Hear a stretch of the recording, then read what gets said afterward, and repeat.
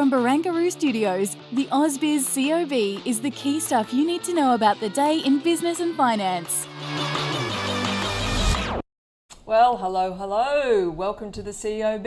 I'm Danny Akuye. And I'm Juliette Sarli. And 5 days in a row, we are looking like another positive session on this local market, Danny. So I think at one point we sort of on the ASX 200 got back towards 7,000, but we look like we're probably going to close just under that. And on the CBO 200 there, we're up by about a third of 1%. A lot of good buying coming through in healthcare today.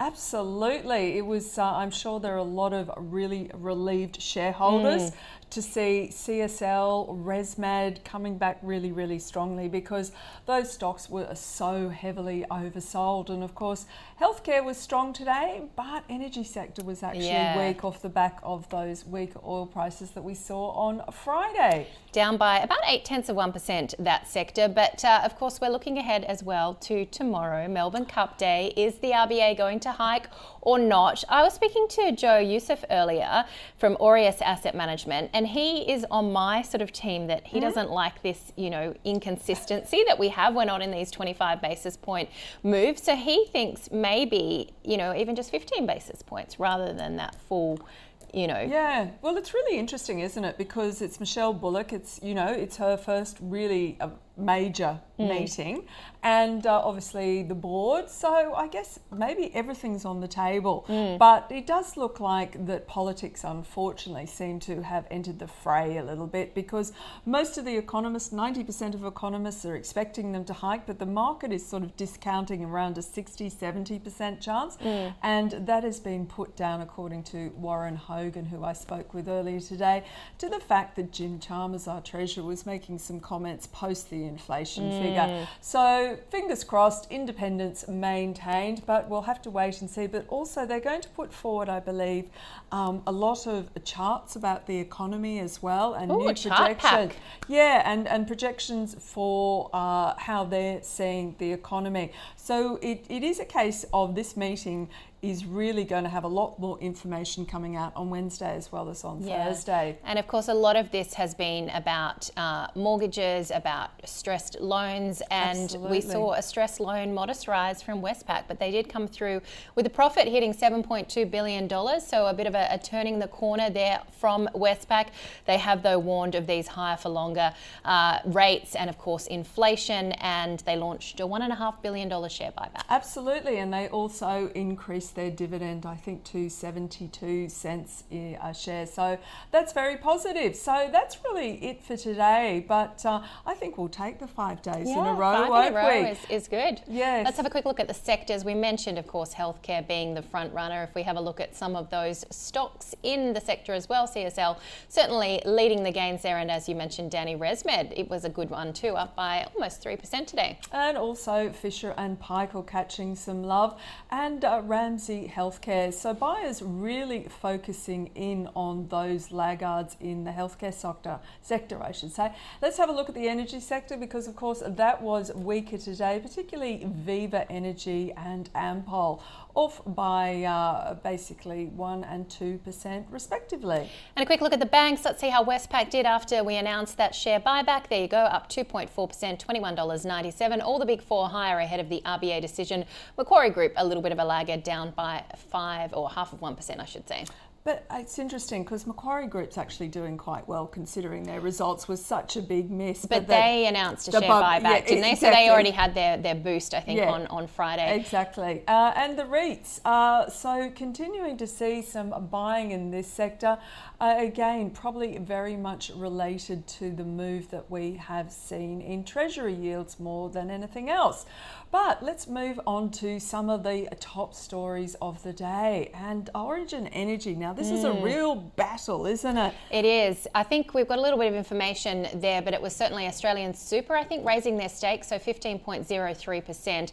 It is, of course, the largest shareholder in Origin, and it had rejected that $16.4 billion bid, saying the $9.53 per share offer remained substantially below their estimate. So we will have a shareholder meeting later this month, and investors really being urged to vote in favour of that deal that AustralianSuper has rejected. And Star Entertainment, one that of course has been in a world of pain. Now they had planned the sale of their Gold Coast resort, and they have actually sold it, and it's 50% owned by Star. So this is the sale of the Sheraton Grand Mirage Resort Gold Coast for $192 million, and Star confirmed that the sale is now completed and they will net about $60 million in proceeds from that one. So shares up over 3%. Weebit Nano, I spoke to the CEO in Israel a couple of weeks ago. Now they have risen today up 1.3%. They received their first revenue of $100,000 for their technology called ReRAM, which is a kind of computer memory that can retain stored information even after power is removed. And Magellan Funds Management, the outflows have continued in October.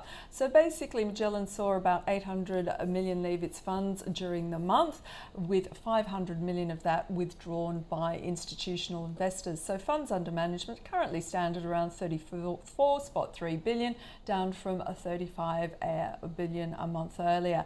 That comes after 2 billion worth of outflows last month. Really not too bad. Share price down only slightly to $6.94.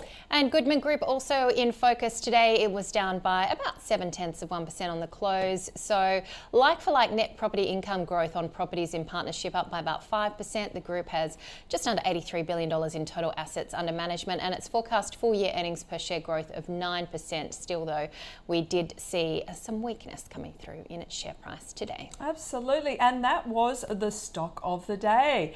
And yes, no, we didn't have guests Michael Wayne and Sean Cartwright. I think we had Gaurav Sondi and Mathan Samasundaram talking about Goodman Group.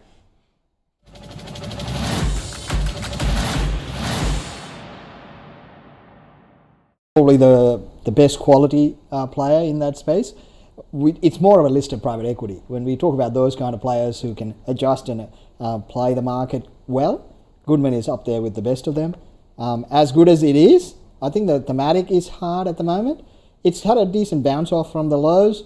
I think the sector has a lot of headwinds and the market doesn't know what to do with it. In the shorter term, I think the market is uncertain, so this will be under pressure.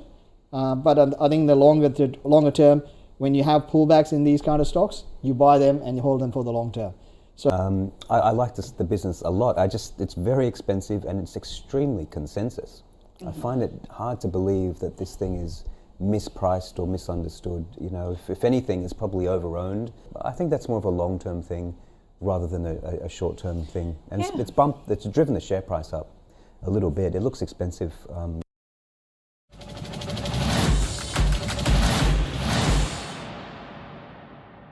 And welcome to the COB, Josh Gilbert from eToro. Josh, are you a betting person? Are you betting on a Melbourne Cup Day rate hike? I am a betting person, but I'm not very good at it. So maybe take that as you will. But yeah, look, I think it might be a bit of a close call, as we might see at some horse races over the years tomorrow. And I think you guys mentioned it right at the top there, and we're kind of at around sort of 50-60% chance of a hike tomorrow. And I'm and that's sort of quite different to sort of what we're seeing from economist estimates. Pretty much economists are nailing on a 25 basis point move tomorrow, but the market, maybe doesn't have that priced in just yet from what we sort of kind of see. And I think that can be for a number of reasons, because, we've actually seen a number of surprises from the RBA this year. And that is, I think, different to what we've seen from other central banks. Maybe that does come down to the commentary that we get from the RBA, what we've seen in the last sort of 12 months. But we've been surprised a couple of times. And I think that's why we've seen a little bit of subdued trading today on sort of this idea that investors are actually, a little bit uneasy of the decision tomorrow. And I think that a pause isn't completely out of the question. I think that is especially true when we look at some of the, drivers that we've seen come through from inflation. Obviously, I think Michelle Bullock spoke quite closely on the fact of oil prices being higher. That has self-corrected in the last sort of 3 or 4 weeks. We're back to around about $80 a barrel. We've obviously had higher electricity prices and insurance prices that are driving that. And I'm not sure how much a 25 basis point hike is going to do to sort of rein in those sort of parts of sort of the inflation. So again, I think there are question marks over if they will hike or not. Again, seems pretty 50-50 right now. But from what we're seeing from the market in terms of those market experts, 25 basis point is the move. Yeah, do you not think Michelle Bullock and the board would really be in the firing line of so much criticism if they didn't hike, given that there's been all this speculation that the Treasurer kind of put some pseudo pressure on post the CPI reading? I think so, yeah. I mean, I think she was also under pressure this week as well from sort of the IMF, who said that they obviously think that the Australia needs to sort of do more to sort of rein in inflation as well. So I would be surprised to not see, a hike. Markets believe that there's 100% chance that we'll see a hike by year end. So even if that doesn't come tomorrow, it's sort of going to be December. But I actually think that, even if we don't see one tomorrow, we may even see one in December and January. That's what sort of the market's thinking here. It's not, will we see another hike? It's pretty much guaranteed that we are going to probably get another hike here. So it makes sense in my eyes, just sort of rip that Band-Aid off and sort of hike again tomorrow, rather than what I think would be maybe sort of slightly misleading the market.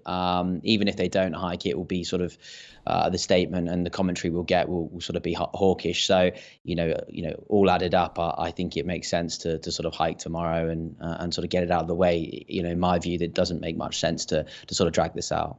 All right. Well, of course, an implication too potentially on the markets. And we mentioned we're up for 5 days in a row, and certainly the S&P 500 looking pretty good too. Does this rally continue? Is he come early? Yeah, I think Santa's coming, and he's got his bags fully packed as well, I think, by the looks of it. Look, I think we mentioned it last week when we spoke last week. I think I said that we felt that the S&P 500 had sort of reached oversold levels, and we felt that the sell-off was maybe slightly overdone, slightly overcooked as well. And I think that was evident of that in the performance that we had last week. The best week of the year for the S&P 500, up nearly 6%. Obviously, much of that has sort of come from this expectation that the Fed is obviously now done, taking that sort of dovish stance. That we had a good sort of jobs report on sort of Friday as well, in terms of really justifying the Fed staying on pause and their comments in the week. And it's also completely changed market pricing as well. Powell's comments have gone a long way for not only investor sentiment, but also sort of markets. And it's brought forward the expectations that we see a cut. There's now 45% chance that we see a cut in May. Go back a couple of weeks ago, a month ago, that was sort of, well dragged out later in the year. So that's meant really good news as well for those sort of rate sensitive sectors, such as obviously real estate and financials as well, which were some of the best performing sectors on the S&P 500 last week as well. But yeah, we see a strong end to the year, and that comes from this expectation that, rate cuts are on the horizon, and inflation in the US is moving in the right direction. Don't we love the way narratives can change literally within a matter of days? Speaking of narratives, all the analysts were so bearish on iron ore prices, and lo and behold, last seen $120 a tonne, I think. The Chinese CPI coming up this week, does that have any bearing, do you think, on what might happen with iron ore prices? Look, I think it's a nice barometer for what we're seeing from the sort of the Chinese economy, which obviously will then feed into that demand that we're going to get for sort of iron ore. And as you say, we're on track for a really great week for iron ore. From last week, we were on track today for a pretty decent close. And I think that's just coming from this expectation that the economy in China has sort of bottomed out, and we're likely to see a bit of a stronger end to sort of the year. We had a little bit of good news today. I'm not 100% across it, but I was reading earlier that there was going to be sort of more support added for the economy as well. We had that coming off of the back of what was support last week in the form of additional sovereign debt, and we were sort of raising the budget deficit ratio as well. So all of that is a step in the right direction, and we've had a fair bit of positivity. But last week we had PMI data which showed that I think it's still going to be a bit of a rocky road. It's not going to be all one way. These measures are obviously great in terms of boosting the economy, but that's going to sort of take time. And CPI is going to be a nice sort of gauge of that this week. Is demand lifting? Are consumers sort of getting back out there again? Are we actually seeing confidence restored in the economy? Like I say, that is going to take a bit of time. We are going to see that, therefore mean that sort of Chinese inflation sort of hovers around sort of deflation. The expectation this week is to say around about 0.1%. Markets consensus could go to about 0.2%. But as I say, going to take a bit of time. But I think this opens up some opportunity for, those stocks exposed locally, those stocks listed locally that are exposed to China, especially iron ore miners, because we think that, over the next 6 months there's going to be much more positivity. And also Chinese tech, they're trading at sort of half the multiple of what S&P 500 tech is trading at. And so I think, again, oversold territories there, opportunities, that will start looking promising, especially if, China does start to move in the right direction at the start of next year. Fantastic, Josh. Well, thank you so much for joining us today. Thank you very much, guys. Take care. And love the moustache. Thank you very much. It's a bit of a change for me. I'm sorry, everyone. It's November. It's all in good. It's all for a good cause, I promise. Indeed. All right, Josh Gilbert there from eToro. Let's have a quick look at the leaders and laggards on the market. And Iris. Hey, I was just trying to find out why Iris is off to the races today. Oh, there it is again, that pun. Yeah, I have to you stop have to stop that, Danny, with pun. the dad joke. I don't know. You look for that while I talk through the others. Imogen up 8.3%, De Grey Mining up by almost 8%, Lavisa, the jewellery, up 6.4%, and Evolution Mining up 6%. I mean, there was some good buying coming through in general for gold stocks. Absolutely. It's interesting. I don't know either why Iris is up. There doesn't seem to be any like news. Maybe some bottom fishing there. Or you know what? More buyers than sellers. Okay, there we go, the tone of the show today. Let's move on to the laggards and blocks. Some big profit taking, or reasonable profit taking coming in there off the back of the fact that the stock rallied 20% post the results on Friday. Paladin Energy off by 5%, but gee, that stock has been a top pick for many people and it has been very strong. Helios off almost 4%, Sunfire off almost 3%, and Computershare off 3%. I do think there was a trading update at the back end of last week for Computershare, but obviously it is also a, yes, there was a trading update, I believe, today as, oh, maybe not. But none of the big, CSL, Westpac, all the big stocks that we touched on, none of them came through in terms of some of the leaders and laggards. Let's have a look though at the small caps and what moved there. Aurelia Metals up by almost 16%. Centaurus Metals was up by 12.6%. And having a look at the laggards. And Invictus Energy off by 10%, and Bravura. I think there's been a bit of corporate activity there. That might have walked away today. That's off by about 8%. But let's check in and see what is happening overnight, because we have US Fed's Senior Loan Officer Opinion Survey. That's one that I'm going to stay up for. What is that? I've never heard of that. Anyway, JP Morgan upgraded Iris to overweight, so I think that's why it rose. Let's have a look at what we can see tomorrow as well. Well, let's take a guess. RBA, and RBA. China trade balance for October, and then looking into Europe, Germany industrial production for September, and the following evening, US trade balance for September, and the Eurozone PPI figures for September as well. And of course, we're going to keep you updated as well on our next investor event. Registration's now open. This is our virtual investor event. Small Caps, Big Ideas back for 2023. It will be bigger, better and faster. Exactly. And if you weren't a subscriber in previous years, we bring together 10 of Australia's leading small cap fund managers to each present one high conviction idea. And this year we're throwing in a Fast and Furious, I love that, a Fast and Furious special edition of The Call, featuring microcaps chosen by you. You can register to watch live or on demand at ausbiz.co/smallcaps23. That is ausbiz.co/smallcaps23. Absolutely. Now let's have a final check on the market today, because a fifth day in the green. Gee, that's a nice relief. Sadly, the ASX 200 couldn't quite make 7,000 exactly, up 0.28% or 19 points, and the SIBO 200 up by kind of almost 0.3% or 3.86 points. Well, that is it really for today, isn't it? Because we're going to, while you're all going to be watching the cut maybe tomorrow, we are going to be talking RBA Well, you and Andrew, I'm not here tomorrow. Oh, but well. I'll come back later in the week, Danny, and we're going to crack that wine in the plastic bottle from That's so cool. Pacamama. Yeah. And you can catch that interview on ausbiz.com.au. That was a really interesting one. Yeah. I love sustainable packaging. We need more of it. But anyway, on that note, have a great evening, and we will see you bright and early at 9:30 tomorrow morning. See you.